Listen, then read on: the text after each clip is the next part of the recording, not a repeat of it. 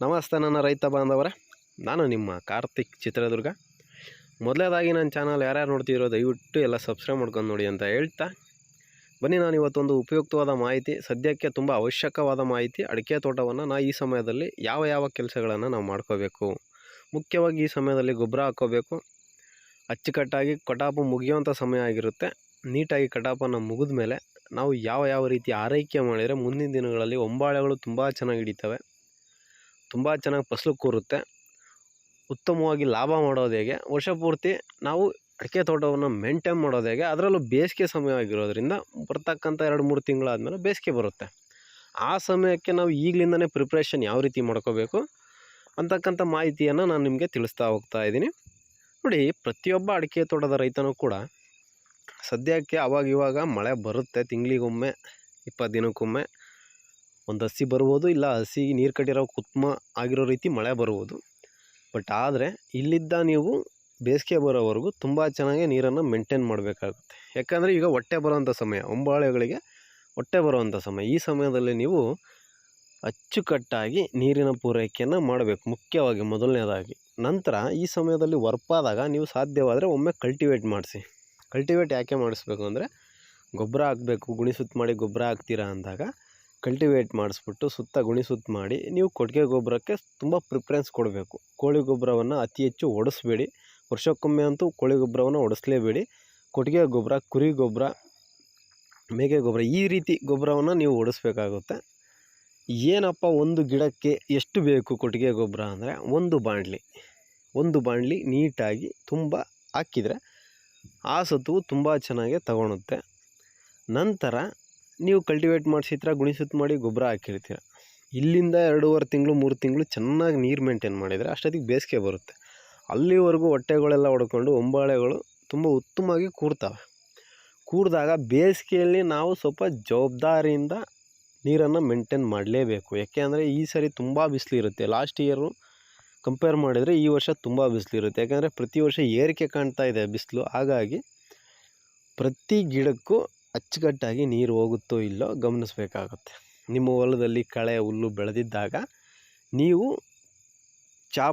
Brush cutter ಮುಖಾಂತರ ನೀವೇನು ಮಾಡಬೇಕು, ತೋಟದಲ್ಲಿ ಹುಲ್ಕನ್ನು ಕಟ್ ಮಾಡ್ಕೊಂಬಿಟ್ಟು ಗಿಡಕ್ಕೆ ನೀರು ಹೋಗ್ತಿದೆಯೋ ಇಲ್ವೋ, ಯಾವ ರೀತಿ ನೀರು ಹೋಗ್ತಾ ಇದೆ, ನೀರಿನ ಪೂರೈಕೆ ಮೇಂಟೈನ್ ಆಗ್ತಿದೆಯೋ, ಇನ್ನೂ ಚೆನ್ನಾಗಿ ಮಾಡಬೇಕು, ಎಲ್ಲ ವಿಚಾರವನ್ನು ಗಮನಿಸಿ ಉತ್ತಮ ರೀತಿಯಲ್ಲಿ ನೀರಿನ ಪೂರೈಕೆಯನ್ನು ಮಾಡಬೇಕಾಗುತ್ತೆ. ನೋಡಿ, ನೀರಿನ ಪೂರೈಕೆಯನ್ನು ಎಷ್ಟು ಚೆನ್ನಾಗಿ ನೀವು ಮಾಡ್ತಿರೋ, ಈ ಗೊಬ್ಬರದ ಪೂರೈಕೆ ಆದಮೇಲೆ ಅಷ್ಟು ಚೆನ್ನಾಗಿ ಹಿಡಿದಿರ್ತಕ್ಕಂಥ ಹೊಂಬಾಳೆಗಳು ಹಳ್ಳು ಕೂರ್ತದೆ.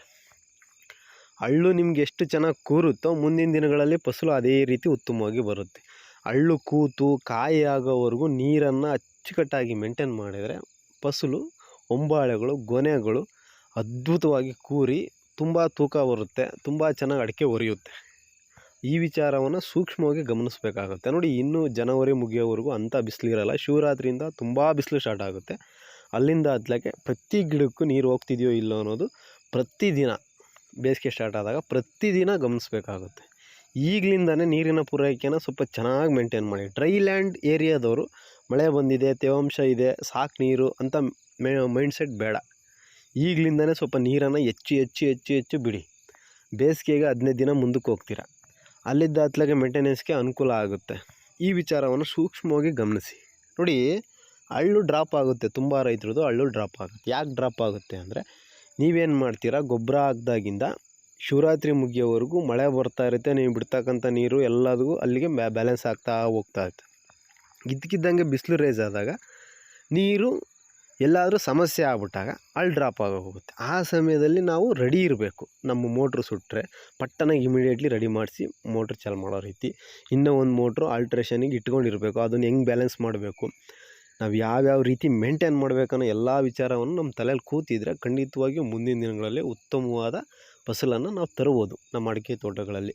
ಮುಖ್ಯವಾಗಿ ಕೊಟ್ಟಿಗೆ ಗೊಬ್ಬರ ಹಾಕಿರ್ತೀರ, ನೀರು ಚೆನ್ನಾಗಿ ಬಿಟ್ಟಿರ್ತೀರ, ಬ್ರಷ್ ಕಟಿಂಗ್ ಮಾಡ್ತಾ ಇರ್ತೀರ, ಗರಿ ಪರಿ ಮತ್ತೊಂದು ಇದ್ದಾಗ ಹೊದಿಕೆ ಮಾಡಿ ತೋಟದಲ್ಲೇ ಅದನ್ನು ಅಳ್ಳಿಬಿಡಿ. ಅದೇನು ಮಾಡುತ್ತೆ, ಗರಿ ತೇವಾಂಶನ ಹಿಡಿದಿಡೋದ್ರ ಜೊತೆಗೆ ಬಿಸಿಲು ನೇರವಾಗಿ ಭೂಮಿಗೆ ಬೀಳೋದನ್ನು ತಡೆಯುತ್ತೆ. ಅದಾದಮೇಲೆ ನೀವು ಜೀವಾಮೃತವನ್ನು ಸ್ಟಾರ್ಟ್ ಮಾಡಿ.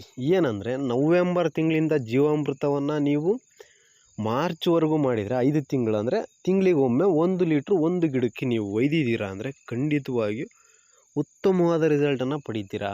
ನಿಮ್ಮದು ಗೊನೆಯಲ್ಲಿ ಹಳ್ ಡ್ರಾಪ್ ಆಗೋದಿಲ್ಲ, ಗೊನೆ ಒಣಗೋದಿಲ್ಲ, ಸೈಜ್ ಬರುತ್ತೆ, ಕಾಯಿ ಅಡಿಕೆ ತೂಕ ಬರುತ್ತೆ. ಈ ವಿಚಾರವನ್ನು ಸೂಕ್ಷ್ಮವಾಗಿ ಗಮನಿಸಿ ಪ್ರಯೋಗ ಮಾಡಿ ನೋಡಿ. 100ಕ್ಕೆ 100 ನಾನು ಗ್ಯಾರಂಟಿ. ಕೊಟ್ಟಿಗೆ ಗೊಬ್ಬರ ಹಾಕಿದ ಮೇಲೆ ನೀವು ನವೆಂಬರಿಂದ ಮಾರ್ಚ್ವರೆಗೂ 5 ತಿಂಗಳು, 1 ತಿಂಗಳಿಗೆ 1 ಗಿಡಕ್ಕೆ 1 ಲೀಟ್ರ್ ಜೀವಾಮೃತವನ್ನು ಒಯ್ದಿದ್ದೀರಾ ಅಂದರೆ ನಿಮ್ಮ ಫಸಲು ಏನು ಲಾಸ್ಟ್ ಇಯರ್ ಸಿಕ್ಕಿತ್ತೋ ಅದಕ್ಕಿಂತ ಇನ್ನೂ 4 ಭಾಗ ಹೆಚ್ಚು ಸಿಗುತ್ತೆ.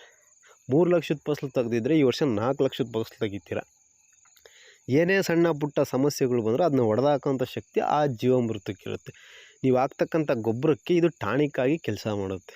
ನೋಡಿ, ರೈತರು ಅಡಿಕೆ ತೋಟವನ್ನು ನಾವು ತುಂಬ ಜವಾಬ್ದಾರಿಯಿಂದ, ತುಂಬ ಪ್ರೀತಿಯಿಂದ, ತುಂಬ ಗೌರವದಿಂದ ಕೆಲಸವನ್ನು ಟೈಮಿಗೆ ಅಚ್ಚುಕಟ್ಟಾಗಿ ಮಾಡಿದರೆ ಉತ್ತಮವಾದ ರಿಸಲ್ಟನ್ನು ನಾವು ಕಾಣ್ಬೋದು ಸ್ನೇಹಿತರೆ.